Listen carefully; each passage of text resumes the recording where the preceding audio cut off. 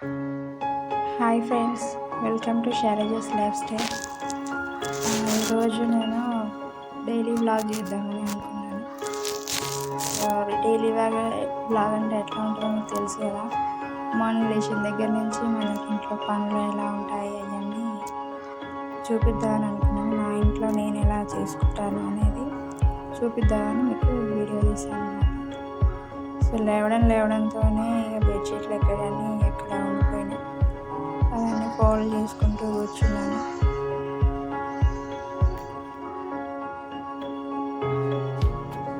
Actually మా ఆయన వేరే డ్యూటీకి వెళ్ళిపోయింది అన్నమాట. మాతో పాటు మా అమ్మ కూడా ఉంటుంది. తను కూడా మార్నింగ్ 7:30కి డ్యూటీకి వెళ్ళిపోతుంది. సో వంట కూడా చేసేసాను. ఇంకా రైస్ కర్రీ చేసి పెట్టిన తర్వాతకి వచ్చి బెడ్షీట్స్ చూస్తున్నాను అన్నమాట. ఇలా మా పిల్లలు వచ్చేసి సైకిల్ కోసం కొట్టుకుంటారు ఇద్దరు. ఈ బెడ్షీట్స్ ఫోల్డ్ చేసి నెక్స్ట్ వచ్చేసరికి బాగానే టైం పడుతుంది నాకు. ఇది వచ్చేసాక నెక్స్ట్ చూడడం మొదలుపెట్టాను అన్నమాట. ఇలా మా పిల్లలు బయట కొట్టుకుంటున్నారు.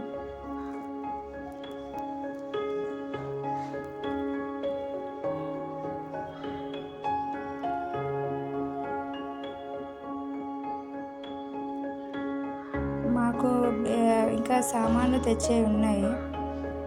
ఏమంటే బెడ్, ఇంకా ఫ్రిడ్జ్, కూలరు తీసుకొచ్చేవి ఉన్నాయి అన్నమాట. ఇంకా అవి తీసుకురాలేదు. అందుకోసం అప్పటిదాకా ఈ కాళ్ళ మంచం అనేది వాడుతున్నాను ప్రస్తుతానికి. మేము ఈ సింగిల్ బెడ్రూమ్లోకి వచ్చి జస్ట్ ఒక 2 వీక్స్ అవుతుంది.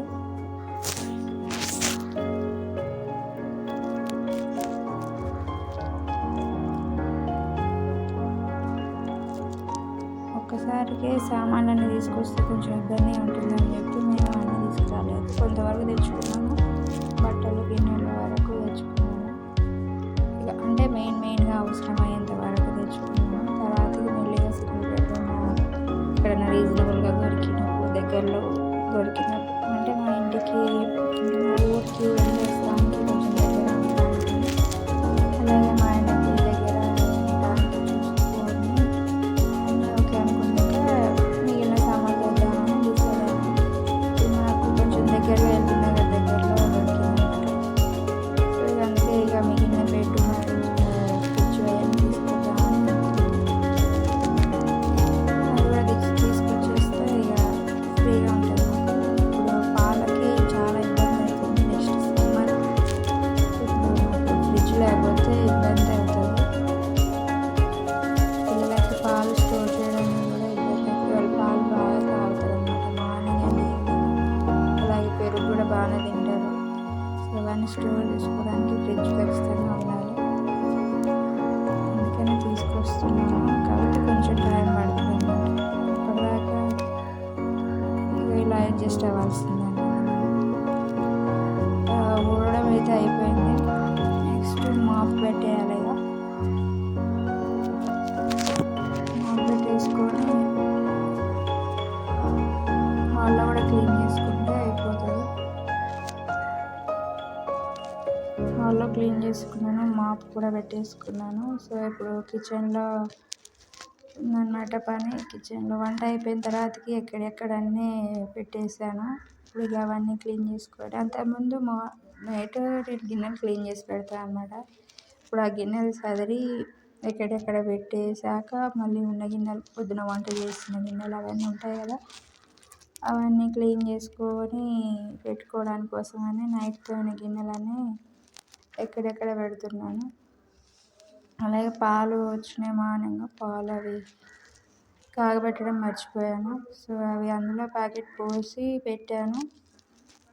ప్యాకెట్ పోసి పెట్టినా కానీ నేను ఇంకా స్టవ్ మీద పెట్టకుండా మళ్ళీ అదొకటి ఇదొకటి చేస్తున్నా. మళ్ళీ తర్వాత ఇది గుర్తొచ్చి మళ్ళీ పెట్టినా కానీ. సో కిచెన్ క్లీనింగ్ అనేది చాలా పెద్ద టఫ్ అండి. అసలు దానికి చాలా టైం పడుతుంది. ఇంట్లో క్లీనింగ్ అసలు ఏదైనా కానీ పెద్ద పనే.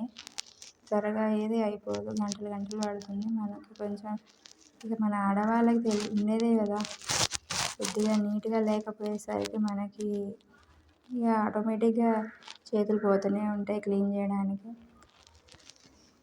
సో ఎక్కడెక్కడ నీట్గా సర్దుకున్న దాకా మనకి ఉండబట్టలేం మనం.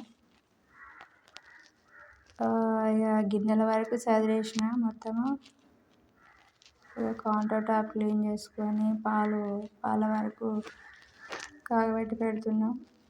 పాలు టీ పక్కన ఉన్నది టీ గిన్నె, ఇది పాల గిన్నె. టీ గిన్నె ఇంకా అక్కడ ఎందుకు ఉంచానంటే షెల్ఫ్లో నేను ప్లాస్టిక్ కవర్స్ వేసిన అనమాట. వెంటనే వేడివేడిగా దాని మీద పెడితే అవి ఖరాబ్ అయిపోతున్నాయి, షింక్ అయిపోతున్నాయి మొత్తం. అప్పటిదాకా వేడి తగ్గిందాక దాని మీద ఉంచాలని ఉంచిన. రైస్ కర్రీస్ కూల్ అయిపోయినాయని షెల్ఫ్లో పెట్టేసిన. ఇప్పుడు నెక్స్ట్ ఫ్రూట్స్ తెచ్చుకున్నా. బాగానే వారం వారము మార్కెట్ ఉంటుంది కదా, సండే మార్కెట్ కూడా దగ్గరలోనే ఉంది. ఇంటికి చాలా దగ్గరలో ఉండడం వల్ల ఈజీగా వెళ్ళి రావడానికి ఉంది. పిల్లలకి బనానాస్ అండ్ ఆరెంజెస్ తెచ్చిన. అలాగే వాళ్ళకి మార్నింగ్ రోజు నేను నానబెట్టిన బాదం తినిపిస్తా. ఇప్పుడు అవే ఒలుస్తున్నా అనమాట.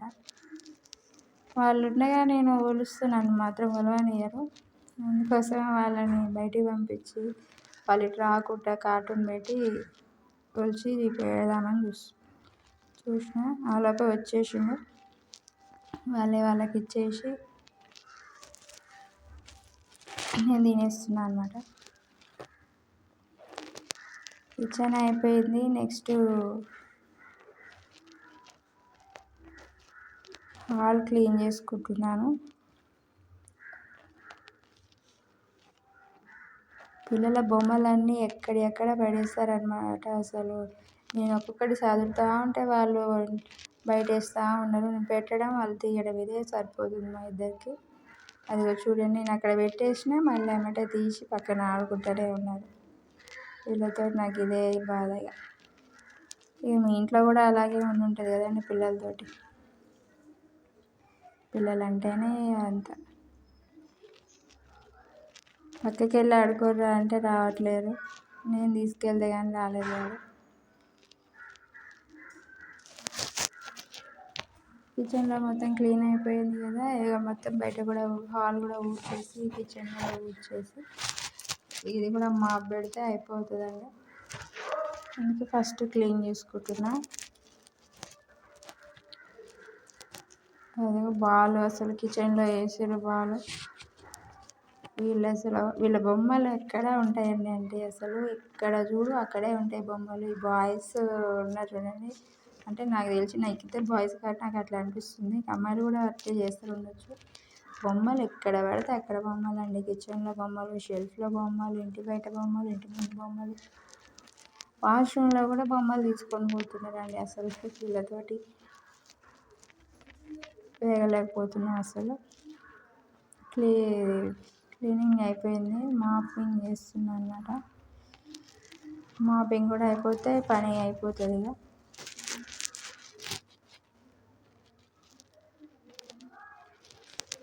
సో ఇది అండి ఈరోజు నాది బ్లాగ్. హోప్ మీ అందరికీ నచ్చిందని అనుకుంటున్నాను. నా ఛానల్ ఒకవేళ మీకు నచ్చితే